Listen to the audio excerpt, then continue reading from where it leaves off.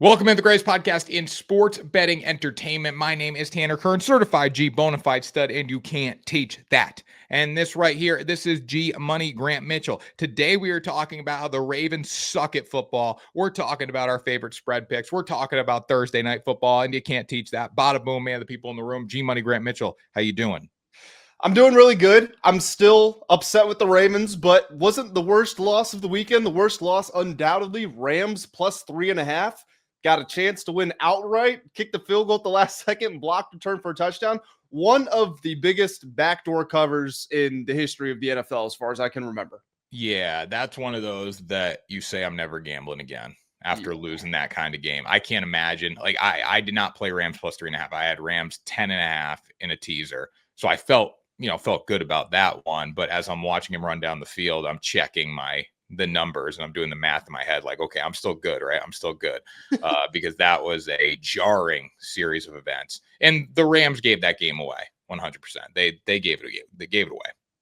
Yeah, I mean, absolutely. They were better. I mean, I got to give it to you. You did call the over on Jalen Hurts in that game. I had him for the under, but like, and Brown popped off too. He did pop off. Like, Jalen should have gone under. I don't know. I don't really want to blame the coaching staff of the Rams because I don't think they did anything wrong. I just think their players didn't execute. And the Eagles, as boring as it might look at times, that's just their championship pedigree coming out. Yeah, well, you can't get 2 field goals blocked in a football game and expect to win. Yeah. And one gets returned for a touchdown, which ultimately didn't matter. It was more about the block than the touchdown mattered for the spread. But yeah, I think the Eagles just find ways to win. They're a gritty football team. They were at home. The Rams had them down. They had like a 94% chance to win the game. That was a rough loss. Jets bettors had a pretty rough loss if anyone took them on the money line there. Baker's top 5 now. He is establishing himself as that guy.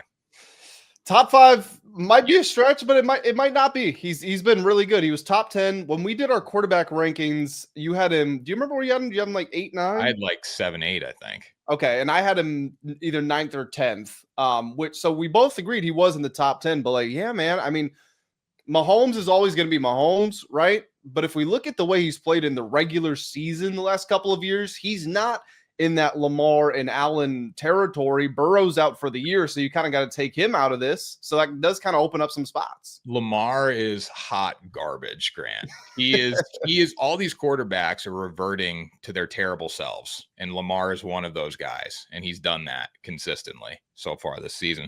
Same thing with a guy like CJ Stroud, who I don't even know how he was a first round pick. He's terrible. He looks unrecognizable, man. He looks awful. Yeah, he won't be in the league long if he continues this because you have 2 bad seasons. I don't picture them turning it around this year.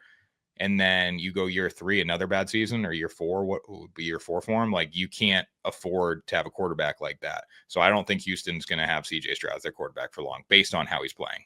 I mean, he's averaging 199 yards per game, 2 touchdowns, 3 interceptions. He's 26th in QBR. Drake May, straight trash. He's terrible. There's a lot of quarterbacks that are just really bad right now. A lot of quarterbacks. Russell Wilson, trash. Let's see who else. I'm going through the trash list. Trevor Lawrence hasn't been great. Rattler, trash. We know that. Michael Penix, extra trash. Bryce Young, still kind of trash. Bad quarterback play across the board. Justin Fields, trash. Yeah, Mac Jones. Joe Flacco, trash. Mac Jones been better. Did you see Mac Jones, what he said about his interception? He was No, I did. I saw the quote about I saw something else about like leading the team back, but no, I didn't see the interception one. They asked him, what were your thoughts on the interception, whatever, and he goes, well, I threw it right to the guy, so he made a good play, but he's like, I don't regret throwing it because I like ripped it in there hard. Like, that's a Mac thing to say. Yeah, so basically it is what it is. I threw an interception. Move on, leave it in the past. I committed to it. That's what he said. So he's like, I don't regret it. So that's the quick synopsis of what we saw in week 3 of the NFL. But like the biggest thing that I know is we're going to talk about this right now, basically after we plug all the socials and all the websites, is that Lamar Jackson is reverting back to a bad form that I don't want to know. and Derrick Henry can't hold on to the football, and the Ravens defense sucks. So we're going to break that down in a minute. But before we do that, make sure you check out WSN.com, the World Sports Network. We are presented by WSN. You get your sports betting picks, promo codes, articles, previews. There's so much NFL content on there. It's insane, Grant. Yeah, and not only NFL as well. You know, if you're into NBA and NHL, MLB, I know not all the sports are in season right now, but they are right around the corner. And obviously, we do have MLB in session. If you're into soccer as well, Premier League, all that stuff, it is all up there. So really, WSN.com, World Sports Network, it's like your one-stop shop. Plus, if you are into sports betting in any shape or form, we do have promo codes as well. So that's things like safety nets, bonus bets, profit boosts, deposit matches, all these extra bits and pieces to get you some more opportunities, some more betting power at the sports books. We do have it there at WSN.com. So make sure you check it out. Celtics over 41.5 wins. Disrespectful line for them. I can't figure out what the Celtics are going to be this year. I can't figure out if they're actually going to try to win or they're just going to stink. They might stink, but like 41 wins, you're barely scratching 500. Yeah, but I mean, what's his name? Luka Garza is their starting center right now.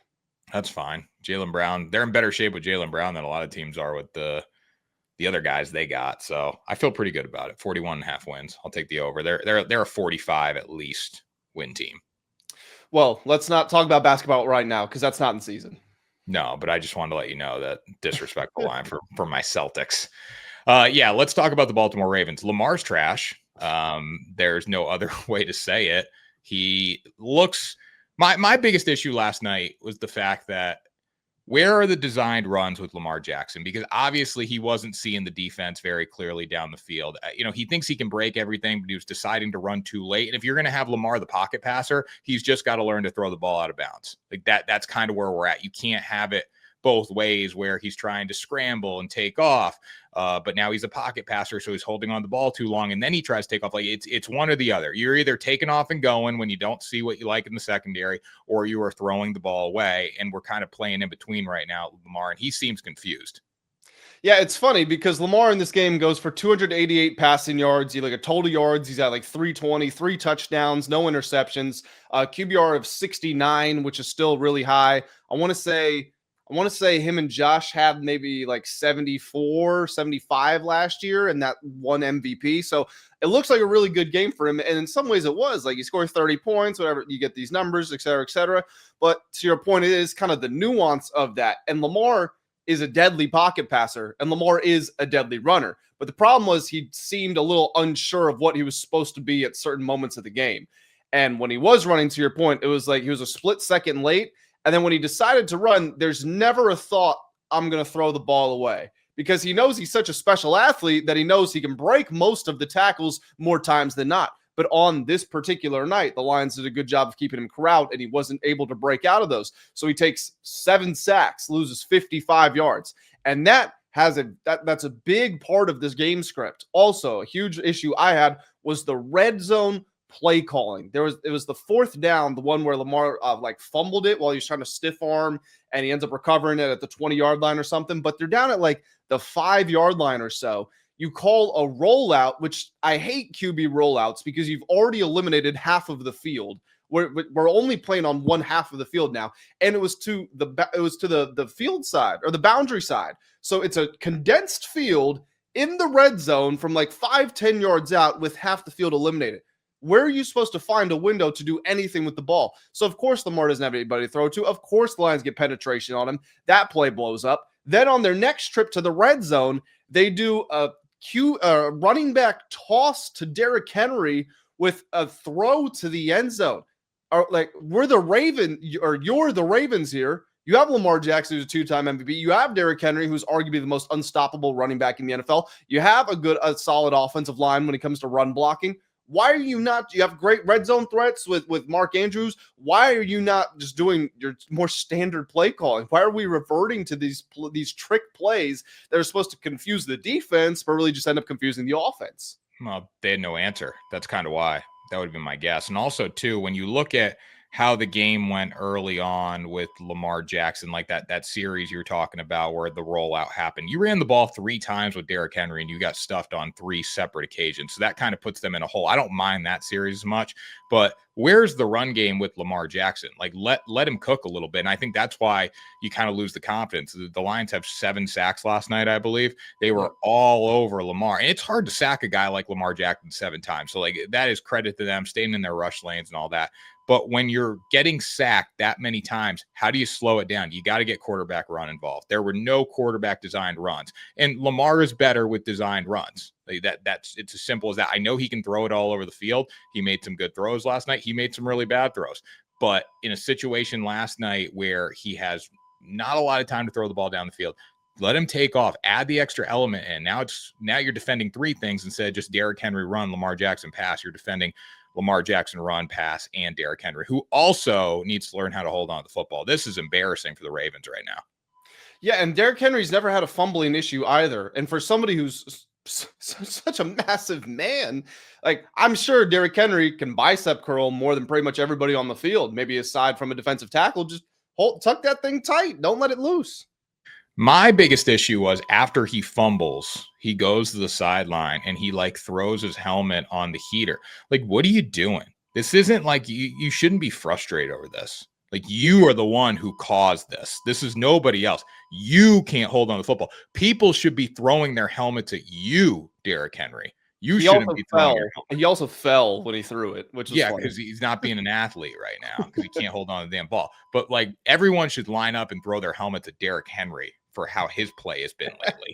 That's what they should do. The bench, you know the running back drill where they hold the ball like this and everybody slaps them with like the pool noodles trying to get it out. Yeah, just do that with your helmet as Derrick Henry runs. We need freaking golf drivers and irons and let Derrick Henry run through that because he needs some help right now. And he's not playing well. And the whole team, Zay Flowers barely getting involved last night. It's just a really bad game for the Ravens at home. And you know what's scary about that for the Ravens, at least if I'm looking down the gauntlet for them, like they go Chiefs, and they go Chiefs next week. And then you go in week 5, you have Texans and then Rams. Texans are trash. So that's but Rams is tough. Rams is tough. Like there's realistically, and the Chiefs still did not look good against the Giants, but there's a realistic chance that you're 1-2 right now. Say you lose next week at Arrowhead, you're 1-3. You're going to smack the Texans because they're worse than you. 2-3. You could be 2-4. Pretty easily. And being 1-2, no matter how bad the Chiefs look right now, being 1-2 and going on the road to Arrowhead in week 4 is not how you want to start the season. No, especially if Xavier Worthy comes back, which maybe comes back next week because there were thoughts that he could make it back this week and he didn't. But yeah, the Ravens defensively too. I mean, we haven't even talked about that. They're terrible on defense. Like it's just all around bad for them right now. You know, I trust Lamar and Derrick Henry to figure it out more than defense, at least right now. And they had some injuries last night, but a terrible performance. Yeah, their defense has so much talent, and I did see them flip things around. They were like the worst defense in the NFL until I think it was their bye week, which is in like the week 10 to week 12 sort of area. And then from that point on, they were one of the best defenses in the NFL. So I couple that with knowing how much talent they do have, and I just think, they're going to figure it out.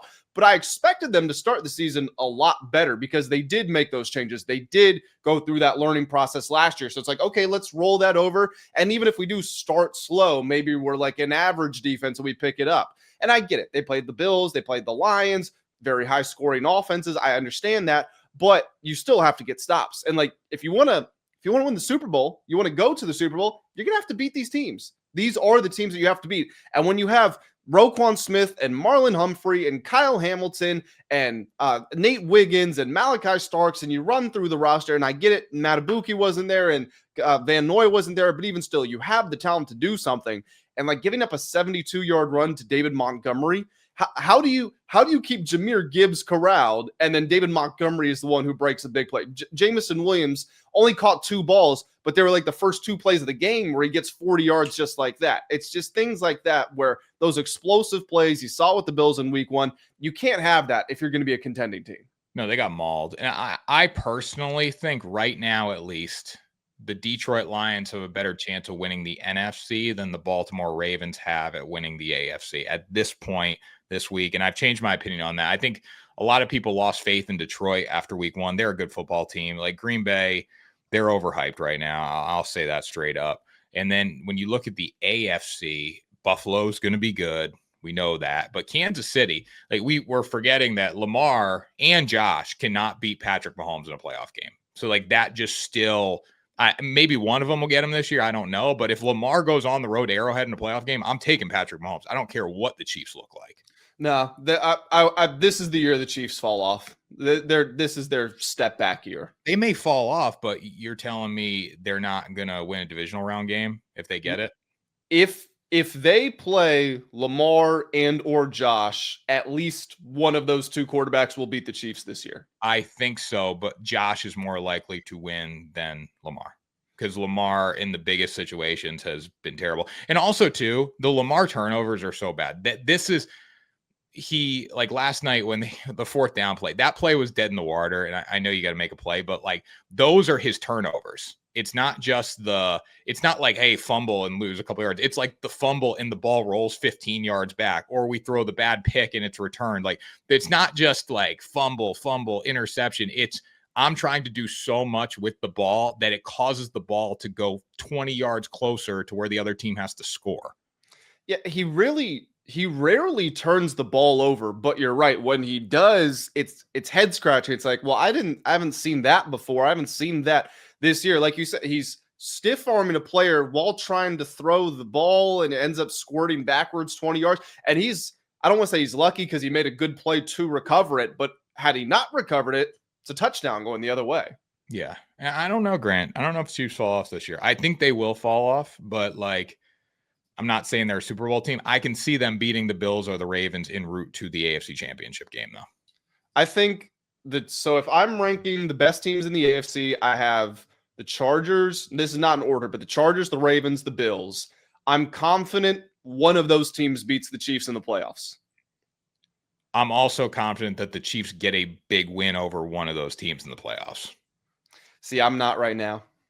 If their first playoff opponent is one of those teams, I would take the Chiefs to lose in the first round.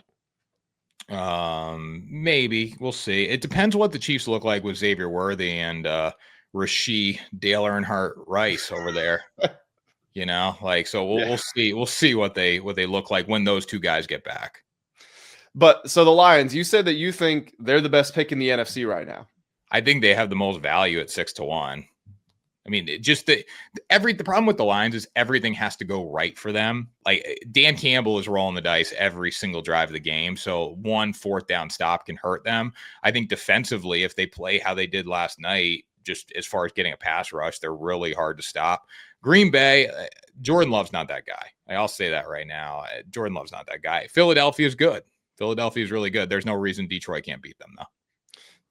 The problem I'm having with all of these, the big three teams in the NFC right now, the Eagles, the Packers, and the Lions, I think they all have components of not that guy. Jalen Hurts, his play might be not that guy because like he could throw for 90 yards in a game, but his intangibles, it makes up for it, is what I'm saying basically. But as far as the actual performances on the field, doesn't always look like it. It's just how he leads the team, how he conducts himself. He's proven that he is the guy from that respect. But from the sense of like, I need somebody to go make that play.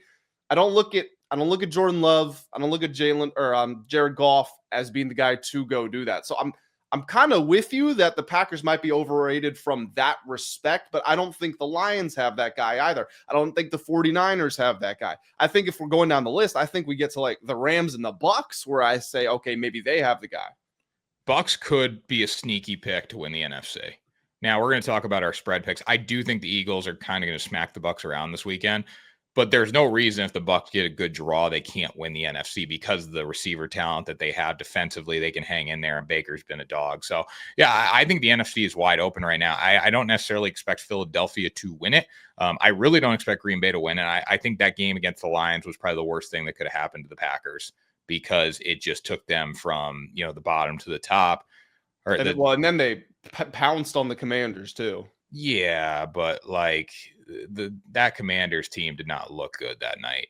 That wasn't a competitive version of the Commanders. And also, too, we've talked about it with the Commanders. That was a team that, a lot of their wins last year were like fourth quarter games that they just found a way to win. And we thought they were going to revert back a little bit this year, and they have so far. I know they had some injuries, but Green Bay is, just because you get Micah Parsons, it doesn't change my thought process on them. I still think they're a divisional round exit football team. I think I have a little more faith in them than you do, but I'm not sold they are the NFC elect. I don't really know who is at this point. I don't know if there is that team. I think there's a lot of teams. Like I think the Eagles, the Packers, the Lions, the Rams, the Bucks, maybe the Commanders. We'll see how Jaden looks when he gets back from his. I think they're all relatively in the same. I think they're in the same tier. One might be closer to the top, one might be closer to the bottom, but I think they're all kind of in with each other. We're going to find out who's legit when the Lions play the Packers again. When the Lions get the Packers at home, I think that's going to be a good benchmark of who is that team. Yeah, I mean, the Lions, it's plain sail in the next couple of weeks. Browns, Bengals, then they are at Chiefs, and then they've got the Buccaneers, Vikings, at Commanders, at Eagles. So that's also going to be a stretch where we find out some more about them. Yeah, there's a lot of competitive games this year, which is going to be fun. But yeah, Grant, any other thoughts on TNF before we transition over, or on MNF, Monday Night Football, before we transition to TNF? No, let's talk about the Thursday game. All right, why don't you intro it? Well, so I'll start off by saying I got a text from a buddy who said, give me one good reason I shouldn't bet on the Seahawks in this game. And I said, well, I can think of a couple. So Seahawks taking on the Arizona Cardinals on Thursday Night Football. According to FanDuel Sportsbook, the Cardinals are favored by 1.5 points. However, you do get equivalent money line values. Both teams currently at -108. So this game is a pick 'em. They're not going to set the spread at 0. They had to put somebody there, but both teams -108. So if you're looking at this, if I'm evaluating what I've seen from these two teams so far, I think the Seahawks have had a better start to the season. The Seahawks were one of my surprise teams this year. I said that they have a chance to compete for the NFC West title. The only thing that would make me ease up on that is that I thought the 49ers had such an easy schedule. They would get it done. But still, I was like, the Seahawks can be a good team. Sam Darnold was brilliant last weekend. The Seahawks annihilated the Saints. They beat the Steelers by 2 touchdowns. All that looks great. With the Cardinals, it's like, okay, much easier opponents. They beat the Saints. They beat the Panthers. They almost blew it against the Panthers. They lose to Mac Jones in a backup against the 49ers. I get all of that. But we got to keep in mind here, this is a short week, Thursday night game. This is going to be on the road for the Seahawks. I do think the Seahawks are a better team overall, but I think the Cardinals are just like the definition of an average team. And an average team means they're going to play about the same level most of the time. They might lose to a bad team here. They might beat a good team here. They're kind of always going to be at that line. I don't know that we know the Seahawks are any different from that, because they did beat the Steelers, who I don't think the Steelers are good. I think Mike Tomlin's 500-plus streak is over. I think the Steelers are going to have a losing record this year. That game looks different because Caleb Johnson fumbled a kickoff and then didn't go to pick up the ball, so the Seahawks scored a touchdown on that. That completely changes how that game looks. And then I'm not going to give them too much credit for beating the worst team in the NFL, the Saints. So I want to see how they look. Short week, divisional opponent, and the Cardinals defense is solid. Jonathan Gannon's team is starting to take hold. I'm not convinced Sam Darnold is elite yet. The offense still looks a little unbalanced. Like it's Jackson Smith and Jigba or nothing. The running game hasn't looked good aside from against the Saints. So for all those reasons, despite me liking the Seahawks, I think I'm actually leaning towards the Cardinals in this game. Yeah, I think the Cardinals need to pick up a win in this game. Jackson Smith and Jigba's been tremendous for the Seattle Seahawks, and Sam Darnold's been good. But I look at Arizona. The biggest fear I have with them right now is the James Conner injury. He's out for the season. I still like Kyler Murray. I think they have to throw the ball in this game. That's what it comes down to. We got to try to abandon the run. We got to get Kyler Murray going more in the run, which, again, same problem with the Ravens right now and Lamar Jackson. They're not getting him going enough in that run game, especially now. I think without James Conner, you have to get your quarterback to run the ball. And you also have to have Marvin Harrison Jr. catch some passes because he's dropping balls in the wide open field. But if they put all of it together, I think defensively they can hang in there in this game. And I think offensively they've taken the wrong approach. It's been like, let's not make the big mistake. This is the game where you got to come out, score points. And you can do that against Seattle Seahawks. They don't have the greatest defense in the world as far as passing yards per game go. I know we're still early in the season, but I think this is one where, Kyler's going to be able to throw the football a little bit. I think he's going to have a big game running the ball as well, and it leads them to a win at home. Yeah, the James Conner injury is definitely big, but I do think this is going to be a lower scoring game. I don't think either offense is going to be at their best. Obviously, the Conner injury playing a part in that for the Cardinals with Darnold. Like we've been talking about, we still don't know Darnold is that guy just because he had one great game against the Saints. Let's wait and see. Also, the JSN, the whole offense seems to flow through him. So if you are able to limit him or say get whatever you want, but nobody else can get the football, then that's going to lower your ceiling a little bit. Jonathan Gannon's defense, like I said, starting to take hold. Jonathan Gannon, we know, was the defensive coordinator with the Eagles when they made that first Super Bowl run, lost to the Chiefs, but all-time team, all-time defense. Well, this season, just looking at kind of how they've implemented his philosophy, they've been really good in the trenches. So they're 12th in pass rush win rate, 11th in run stop win rate, 8th in pass block win rate, 3rd in run block win rate. And as we know in the NFL, if you control the point of attack, more times than not, you're going to win the game. Probably like 60, 70% of the time. If you're winning that initial push, you will win the game. The Seahawks defensive line has been solid, but their offensive line has been suspect, particularly when they are passing the football. And Darnold's trigger happy. He's going to throw some interceptions if you get pressure on him. So if you just heat him up a little bit, you can easily get 2 picks off of him. I think that's what happened in the Steelers game. So for those reasons, yeah, I think it's a low scoring game. Cardinals come out on top. Cardinals pass defense been terrible though. I think this is a big game for the receivers. I think on both sides. I think both receivers are going to have a big game. I think Marvin Harrison bounces back a little bit, and he's definitely not that guy either, but I think he bounces back. Trey McBride's going to have a good game. On the flip side, Jackson Smith and Jigba is going to go over 81.5 receiving yards because Cardinals aren't great in secondary, but also he is their entire offense. You got to get more out of Cooper Kupp long term if you're Seattle just to keep them relevant here, because it's going to be hard to survive with one guy. So I'm going to be more on a higher scoring game. I don't know if it necessarily leads to points, but I think we're going to see a lot of yards, at least between the 20s in this game. I'm really struggling to figure out why Marvin Harrison does not look good. We saw what he did in college. He's got all the tools in the world. He's got the physical frame. He added 15 pounds of muscle. He's getting open. He's not producing. Well, in college, you're playing against dog water teams. You look at some of these Big Ten schedules. They're terrible.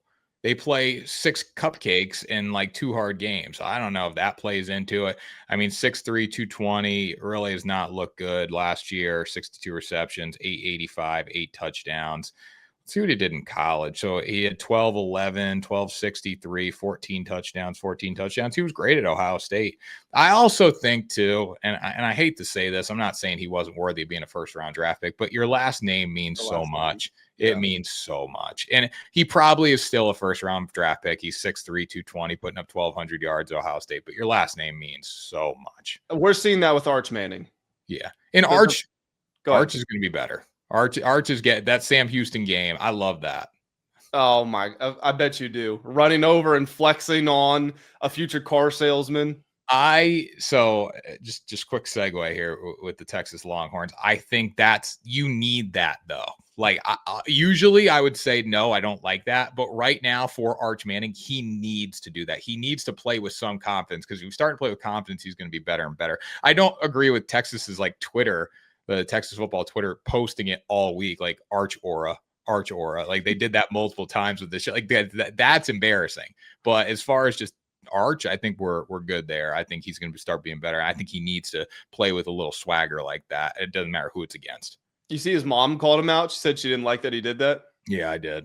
That's good. That's good. I mean, he'll be good. Arch will be fine. But yeah, the last name means so much. Arch is a first-year starting quarterback. I think in 2 years or 1 year, whatever it takes with Arch, he's going to be one of the best quarterbacks in college football. But right now, he is a first-year starting quarterback.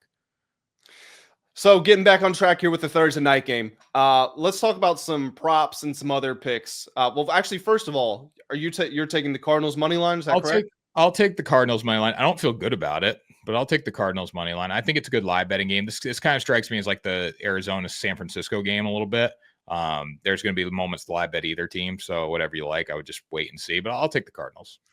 Okay, so for some props here, I'm going to start it off with Trey Benson under on his rushing yards, which I believe is at 60.5. James Conner is injured. I get that, but just because a player's getting elevated in status doesn't mean they're getting better. Trey Benson, last game against the 49ers, 10 carries, 42 yards, averaged 4.2 yards per carry.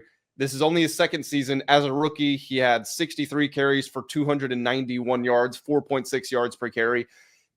He's going to get more opportunities. Like, yeah, he's going to get 10 to 12, but he got 10 last week, and he was still 20 yards short of the line. Also, we know the Cardinals, they're going to use this split system. They've been giving some work to DeMarcado already, so I think he's going to get a bigger role in the offense. And then, like you said, the running game with Kyler Murray. I feel like that has to play a big part here. You also just got to pass the ball more. I think that's the way this goes. So even though I do like the Cardinals, as I mentioned several times, I think it is a defensive game, and Benson's going to stay under.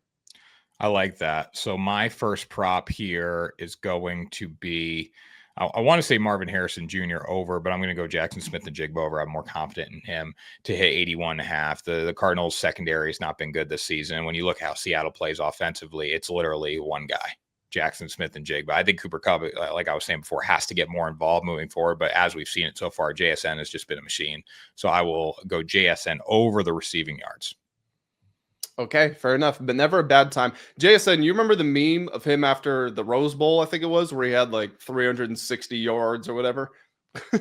Yes. No, I don't know. Have not seen it. I don't. You can look it up. Let me see, because I actually want to know now. I want to get the exact number right. But yeah, anytime I see someone taking Jackson Smith and Jigba overs, I always think of that picture. I would have never guessed that he would be this good in the NFL. See, I thought he could be, but the fact that he is actually, it's never a guarantee. It's never. Okay, so against Utah, 15 receptions, 347 yards, 3 touchdowns in the Rose Bowl. Nice.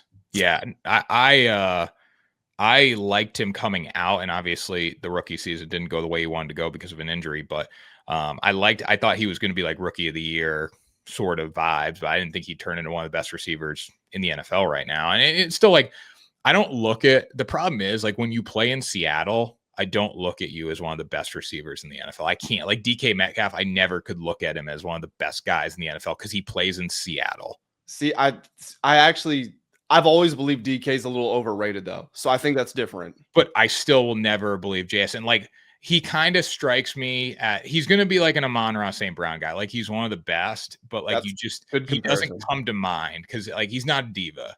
Like he's not a diva. He's not like a prototypical X receiver, but he's also not a slot. He's kind of moving around. It's a very unique sort of skill set. The Amon-Ra thing's a great comparison there. Yeah, they're very, very similar. And yeah, I think he's going to be really good, but playing in Seattle. I don't know. Seattle is just like the biggest, like forget about team in the NFC. So my second prop, I'm going to go Sam Darnold under. Yes, Sam Darnold under 217.5 passing yards. Crazy. That's crazy. Yeah, I know the Cardinals, they're 30th. They're giving up 264 passing yards per game. That should tell you something. Let me just say that. The fact the Cardinals are allowing 264, Darnold's line's at 217 when he's already gone over this twice this season. He had 150 in the opener, 295 against the Steelers in week 2. He had 218, so he got over by half a yard against the Saints. Granted, they didn't have to throw the ball that much because they were up by so many points, but still, like I said, I do think the Cardinals defense is going to get after Darnold. The Seahawks pass blocking has been really bad. I think their offense is very limited, and when they can't set up the offense, when they can't run the ball to set up the offense, I think that is going to add strain to Darnold. He's going to make some unwise decisions. Like I said, I expect at least one interception, so I'll take him under. I've got to stay true to myself here. If this is going to be a defensive game, I got to bet some unders on the props. I think it's more offensive, but I'll take it. I'll take it. Trey Benson over 22.5 receiving yards. You look at what James Conner was used as. It was a pass catcher out of the backfield for a lot of offensive game plan, a lot of strategy there. So I think Trey Benson steps into that role pretty easily, catches the football. You look at what Arizona has down the field. If Marvin Harrison's catching the ball, you got to defend that. You got Trey McBride as well. So there should be opportunities for Kyler to dump it down. And that seems like it's his favorite pass in the book right now. So if Trey Benson is open underneath, I do think we're going to get that. I also think they're going to be in 3rd and long a good amount of times in their own territory. That's going to create some screen opportunities there for Benson to go over this line. I think that's a really smart pick. I haven't even looked at the line, so I can't say to bet the over, but I would also just see what DeMarcado is at because I think it's going to be the same thing. I think he's going to get more work. and Arizona does love to get their running backs involved in the passing game, kind of like Miami in that respect. So I do like that a lot. My final prop, I'll take Torrey. This is kind of a flyer. I always like to put some sort of high value prop in there just to see. I'll like Torrey Horton anytime touchdown score because he scored touchdowns in 2 straight games. Last week, he actually caught a pass and he returned a punt, I think 95 yards for a touchdown. So clearly somebody, it's a rookie, it's a 5th round pick, but I think they are going to try to get him more involved because the dynamic between JSN and Cooper Kupp isn't perfect. Like there is still a need for someone who can operate outside the numbers. Torrey Horton can be that guy. Only 2 catches in week 2, 3 catches last week, but you are seeing the workload start to go up a little bit. The fact that he is catching touchdowns shows Darnold trust him. And for plus 400, considering he's scoring 2 weeks in a row and he's going to get some opportunities, I think this is good value.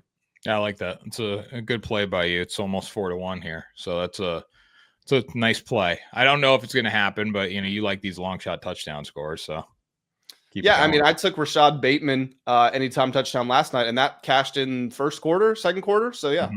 There you go. I like Kyler Murray over 240.5 combined passing plus rushing yards in this game. You look at him so far this season, he's only gone over that one time against Carolina Panthers, threw for 220 and then rushed for another 32 yards there. But this is a game now you don't have James Conner, so you can't just lean on him. I think it's one where you have to throw the ball down the field a little bit, especially if the game develops how I think it's going to develop, where the Seahawks are going to throw the ball. Arizona's going to have to put up points. This isn't going to be the last week's iteration of the Arizona Cardinals going against the San Francisco 49ers, where both teams are playing clock control. I think this is one where they're going to come out, sling the football around a little bit. And also, Kyler Murray is going to be better if you get him involved in the run game. So I think between those two things, I'll take him over 240.5. I think that is a smart pick, and it goes well if we're taking the Cardinals to win this game. Yep, there we go. There we go. On to Sunday games. Yep, Sunday spreads. Sunday spreads. Sunday spreads. 2 of the best words. Yeah, Sunday spread. So, guys, we pick our top 5 spreads for Sunday. We throw them together here. We each take some. Sometimes we're against each other. Other times we're for each other. Other times we got different games. So we each alternate back and forth. So I'll have Grant go first with his first Sunday spread. So, first Sunday pick, first Sunday game. We're across the pond. We're in Ireland. First time the NFL has had a regular season game there. Ireland. Okay. Ireland. Yeah. It's in Dublin. First time the NFL has had a regular season game there. I want to say they had a preseason game there in 97. I could be wrong on the date, but the Steelers were a part of that. So it's fitting the Steelers are part of this game, but they are going to lose. They are going to lose, and they are not going to cover the 2.5. It's a big number here, 2.5. You rarely lose by 1 or 2 points in the NFL. If you're favored by 2.5 points, it's not quite this. Like, I don't want to be irresponsible and say it is the same, but it is kind of similar to just win on the money line. You'll probably cover the 2.5 points. The Vikings defense this season has been incredible. And I want to read you a number here. I get it. It's a little bit nerdy, but EPA is one of the best stats that we have in all of football. Actually might be the best stat in terms of just who's performing the best. So believe it or not, the second best defense in the NFL right now belongs to the Jaguars, which is crazy according to EPA per play. After that, you got the Packers, the Chargers, the Rams, the Broncos. Like, it all makes sense. The Vikings EPA per play on defense is more than twice better than the second best team in the NFL, which is the Jaguars. They are dismantling everybody that is in front of them. I don't know if you saw some of these plays that Brian Flores is doing with his disguises, but there was one play last week where they come out in a bomb blitz. They've got like 9 guys up on the line of scrimmage. Then they back off to what looks like a cover 2. Then they morph. This is all pre-snap. The quarterback is making his checks. They then morph into what looks like a cover 1 man, and then they snap the ball, and it's cover 6 with cover 4 on one side and cover 2 on the other. I have no idea how you're supposed to handle that as a quarterback. And what I've got to say, this is a cap tip to Brian Flores, but also like, how hasn't this been coming? With the way offenses use motion to kind of manipulate everything that's going on, why have we not seen defenses do that more and more? And I get it. Maybe it's because you don't snap the ball, so you can't control when the play starts and you don't want to be out of position. But you're seeing Jonathan Gannon does it. Brian Flores does it. There's so much movement on the defensive side of the ball that's messing with quarterbacks. What we know about Aaron Rodgers is he can still sling the ball like he did when he's a young man, but that doesn't happen very much. He's much more prone to throw an interception, to check the ball down, to make these high-risk, low-reward sort of plays. And with the offense that the Vikings can have with, I get it, Carson Wentz, but with Kevin O'Connell and Justin Jefferson and Jordan Mason in that running game and that offensive line, they can win this game. And if they win, they probably cover the 2.5. So I also have Vikings minus 2.5 as one of my spreads for the day. So I'll just expand on a little bit. We did a nice job covering it there. I think as far as what Brian Flores does as a defensive coordinator, it's going to confuse Jake Browning a lot more than it's going to confuse Aaron Rodgers. I think that's the one thing that you're not going to get in this game is Aaron Rodgers being confused too much to a point where it looks like what Jake Browning did last week, because that was disgusting. What the Bengals' whole offensive effort was disgusting. But when you look at Aaron Rodgers specifically, I do think he's going to pick up a lot of what Brian Flores is able to do. I don't know if he's going to be able to execute off that. I think we're going to see a vanilla game plan from the Pittsburgh Steelers, one where they try to run the football. And then defensively, they're just going to try to hang in there. Last week, the Steelers should have lost to the Patriots. The Patriots handed that game away on a silver platter. Steelers made plays when they had to. I just don't think they're that good of a football team offensively or defensively right now. They're giving up yards on defense. I think the Vikings are much better with Carson Wentz than they are with JJ McCarthy. And then on the flip side, Steelers on offense, they're not this high-powered attack. You know, they're going to make plays down the field, but it's nothing to fear. So as long as the Vikings can keep the score down defensively, I think they win and cover in this game. Aaron Rodgers, 22nd in QBR this season. In the last 2 games, he's averaging 170 passing yards, 3 touchdowns, 3 interceptions. He still can sling it. I don't want to take that away from Aaron. He can make a big play. He cannot be a great quarterback on every play. He can be a winning quarterback. You just have to have the right team around him. I don't know. I'd rather have him than Carson Wentz for sure. Well, okay, yeah, I would rather have Aaron Rodgers than a backup quarterback, but I don't know. Would I rather have Geno Smith or Dak Prescott on this Steelers team? On this Steelers team, I'd rather have both of them than Aaron Rodgers. Geno is terrible. My God. Geno is so bad at football. It's insane. Dak, I will take Dak any day over Aaron Rodgers. Geno is terrible. Geno should not be a starting quarterback right now in the NFL. That's crazy. He is so bad, Grant. Come on. Would you rather have Daniel Jones or Aaron Rodgers? Well, right now, the way Daniel Jones is playing, I'll take Daniel Jones. But I'm not taking Geno over him. I think Geno's still a backup quarterback in my mind. 4 touchdowns. Well, I mean, there's a lot of backup quarterbacks who have starting jobs right now. Like Geno's a backup quarterback. Sam Darnold's a backup quarterback. Daniel Jones most likely is a backup quarterback. Like there's a lot of – it's hard to find 32 really good quarterbacks. That's what I'm seeing. As great as all these quarterbacks are in college, we really struggle to get 32 good ones in the NFL. Okay, so we both have the same pick there. Let's go to our second pick. And I think, oh, no, I didn't. I lost my page there. Okay, my second pick. I'm interested to hear what you're going to have to say about this. I think you might like it just from how you've spoken about this guy and this team in the past. But I'm going to go down to H-Town, but I'm not taking the Texans. I'm taking the Tennessee Titans plus 7.5.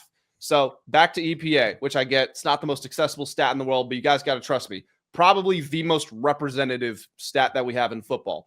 So despite how awful Cam Ward has looked this season, and let me pull up his numbers. So he's 31st in the NFL with a QBR of 23. He's averaging about 165 passing yards per game, 2 touchdowns, 1 interception through 3 games. The Titans are 0-3. They've lost by 8 points, 14 points, and 21 points.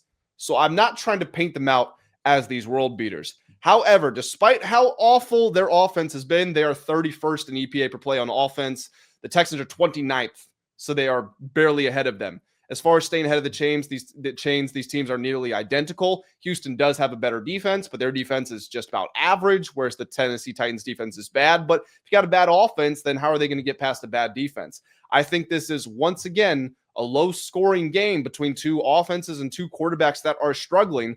But I tell you what, when I look at who has the room for improvement, the Titans lead the NFL in drop rate. They're also 31st in pass blocking win rate. catch the football, win a block, and this offense can legitimately look a lot better. With the Texans, I don't know. We know they don't have the pieces in place because their offensive line stunk last year, and then they traded their best offensive lineman, Laramie Tunsil. They can't run the football. There's something CJ Stroud can't.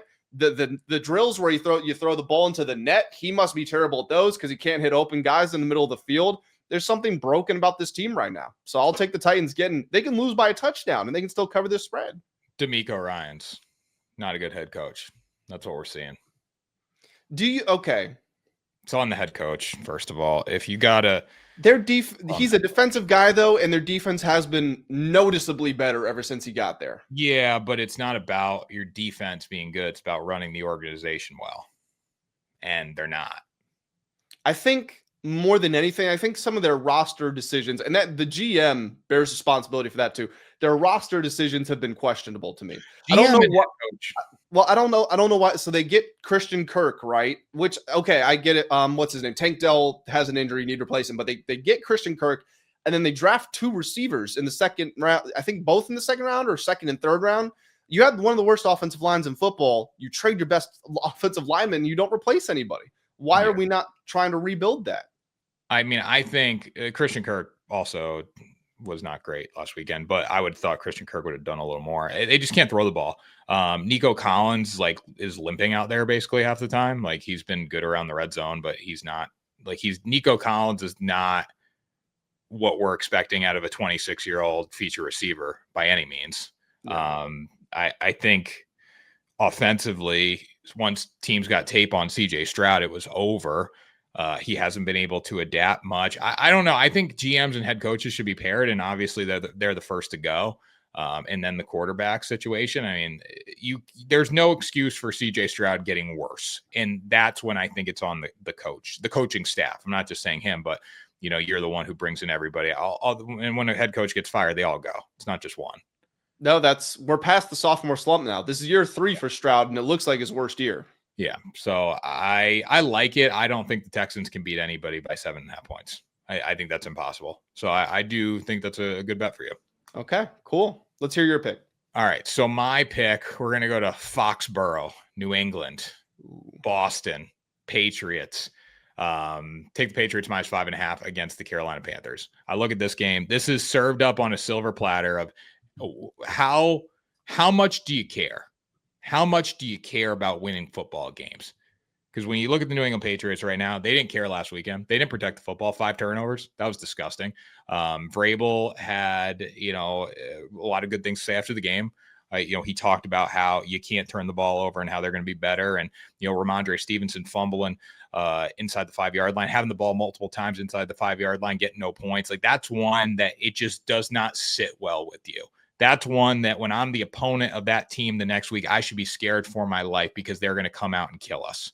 And that's what I expect with the Patriots this week. You hired Vrabel for bounce back games like this. I expect the mistakes to be fixed. They weren't necessarily fixed in the Dolphins game. They were poor tackling, but they found a way to go to Miami and win after a really bad loss at home. They responded. Let's see them do it again. Minus 5.5 should be no problem here. Carolina is not good. I know they won 30-0 last week against the Atlanta Falcons, but Michael Penix decided not to play football or forgot how to play football last week to a point where he had to put Kirk Cousins in the game.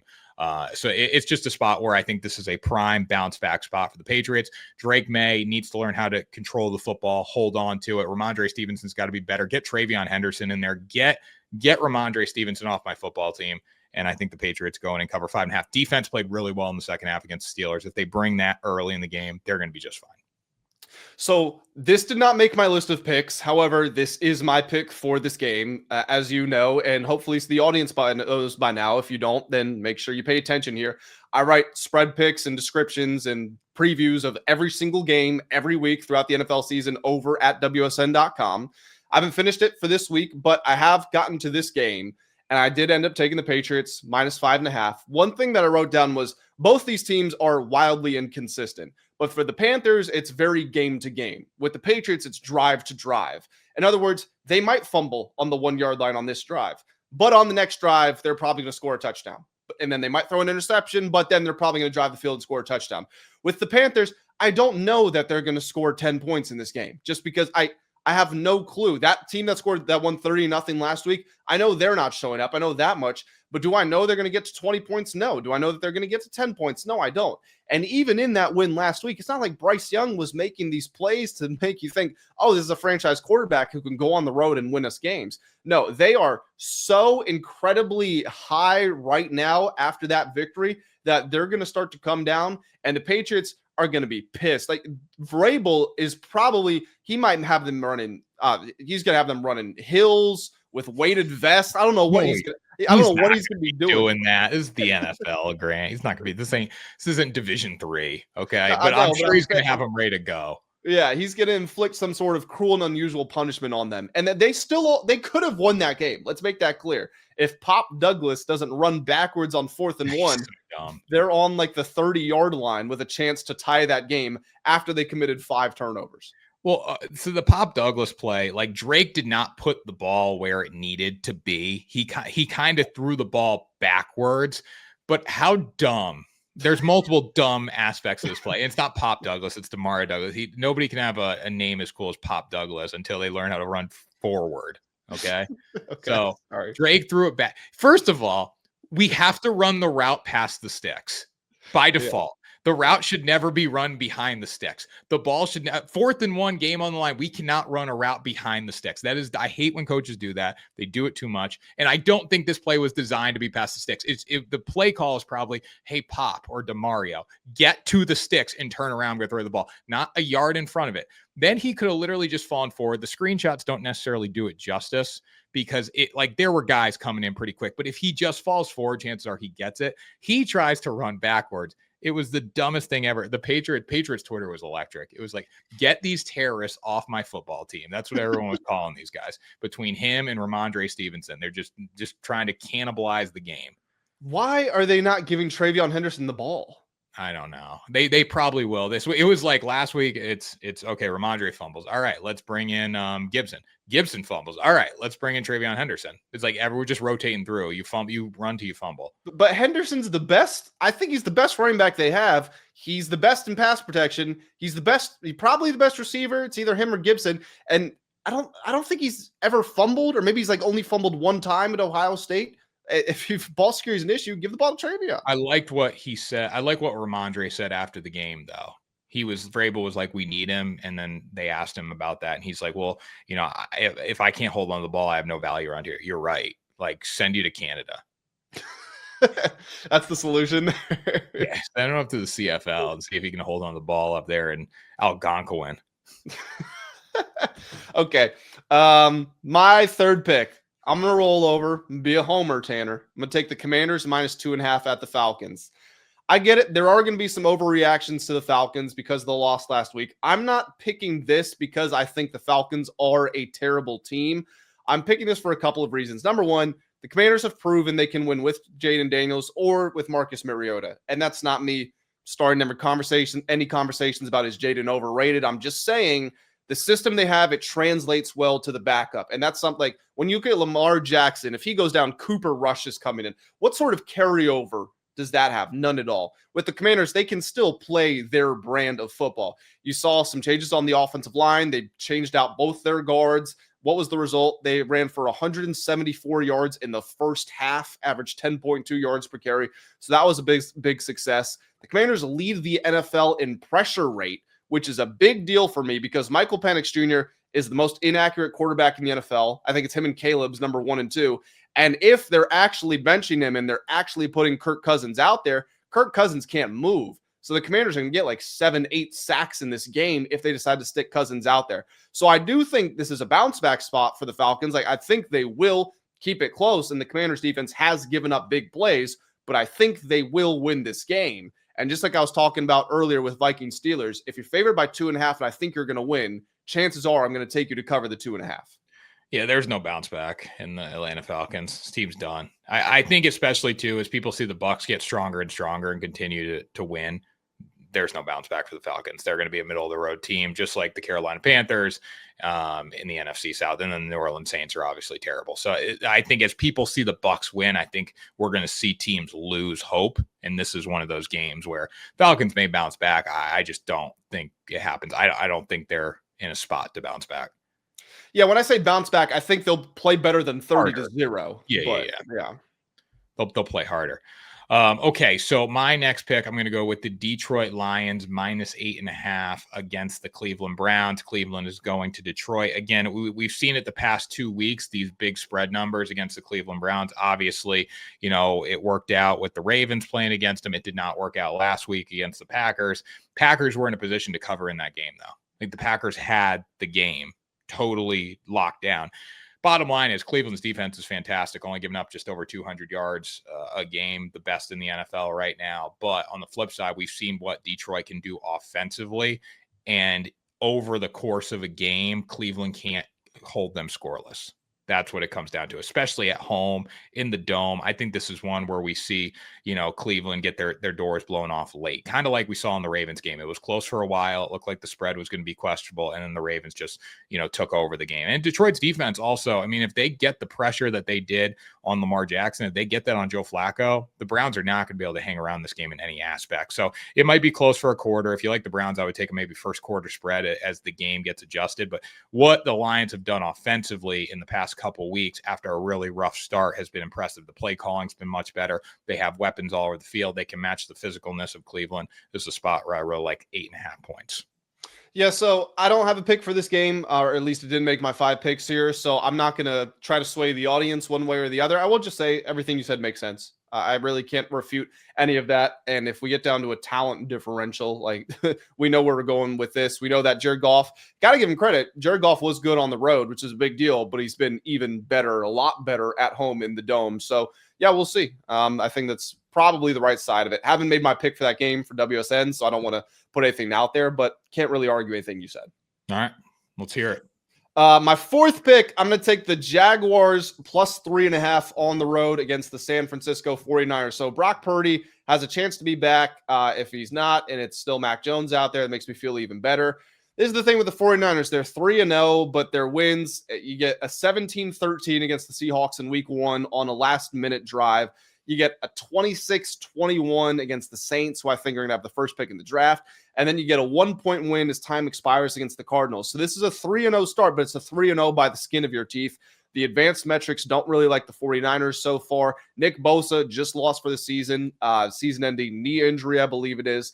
And then on the other side of this, the Jaguars, their offense has been, it feels like they've just completely, I don't know what they've done to Travis Hunter and Brian Thomas Jr. Somehow they have made them almost useless, yet they are still 2-1. Their one loss, inexplicably, they give up a game-winning touchdown drive to Jake Browning after he threw 3 interceptions. Don't understand any of that, but their defense, that's the big thing here. Everybody, we were all expecting them to have this high-scoring, explosive offense with Liam Cohen and Travis Etienne and Brian Thomas Jr., and that's not what's happened. Their defense has been dominant. Granted, not great teams, but the 49ers offense right now is not in a great spot either. So they just got to go out and do what they have been doing. And with the weapons they have on offense, I do feel like they can be so much better than they have been. So for them to be able to lose by a field goal and still cover the spread, I do like them in the spot. Yeah, I love this play. And this is actually my 4th spread here. I think Nick Bosa's injury really hurts the 49ers from a defensive standpoint.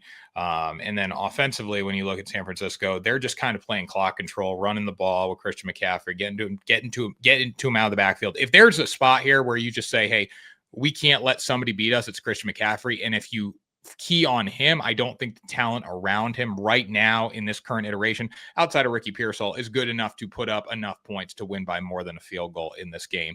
So I see this line dropping, getting closer to 3 by kickoff, honestly. Yeah, 100%. I would totally expect this to be a 3-point line. I think it might be 3 at some books already. It could be 2.5, honestly. I see it dropping pretty significantly because the Jaguars are the hot, trendy team right now, and then the San Francisco 49ers are just playing clock control and trying to escape with wins. I mean, what they did offensively against Arizona, it was like, we're just going to trust our defense in this game. We have no desire to make the big mistake. And when they had to do it down the stretch, they made the offensive drive. But overall, it was a very methodical approach on offense.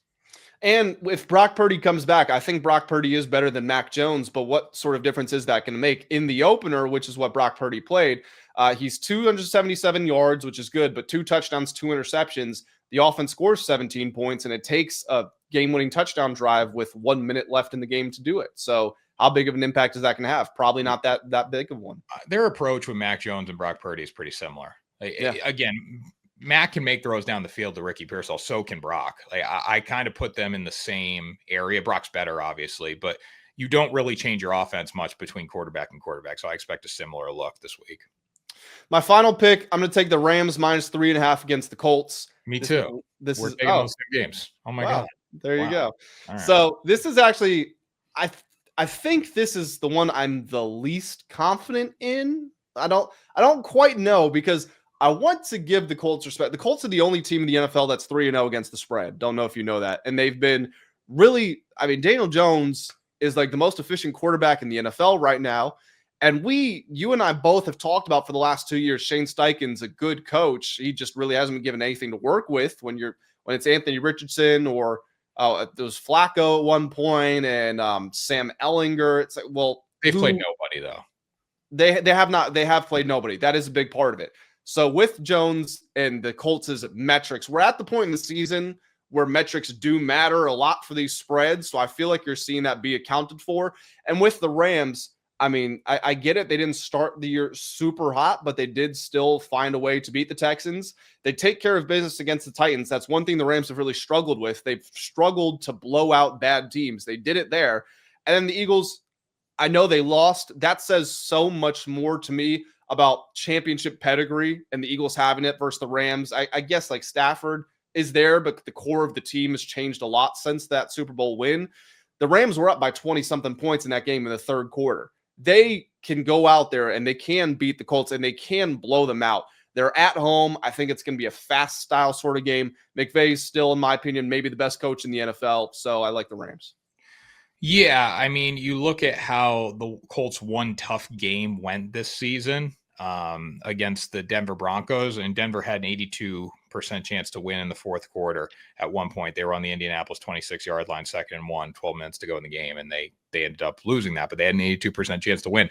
I give credit to the Colts for being able to bounce back and respond and, fight through adversity, but 2 of their 3 wins have been against 2 of the worst teams in the NFL, so I can't necessarily get behind them yet. I need to see them not only win, but go on the road and win a big game, and this is one where, especially what happened last week to the Rams against the Eagles. Maybe if the Rams beat the Eagles, I'm more inclined to say the Colts are going to hang around in the game because you got the hangover from the win. But right now, I think based on what happened, you're going to see a very focused Rams football team next week. And also you can look from the flip side. We've seen it all the time too, where teams lose tight games and they just can't shake it. I just don't think that's going to be the case here.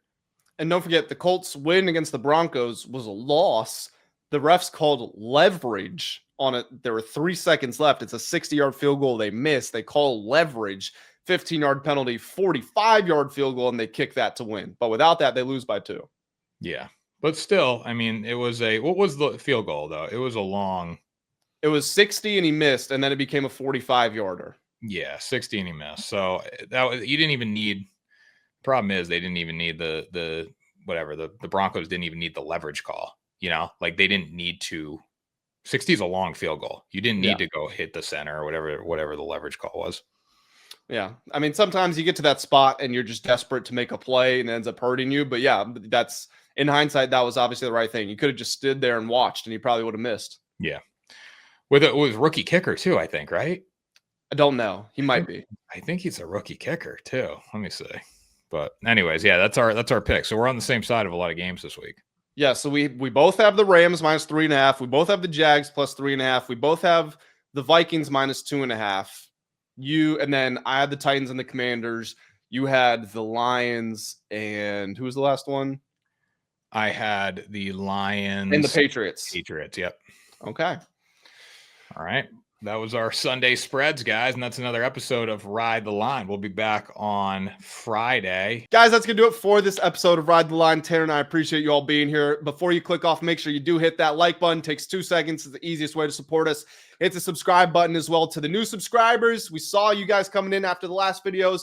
If you're still around here, we appreciate you joining us. Make sure you go to the comment section, leave us your thoughts on everything, and we will catch you all in the next episode of Ride the Line.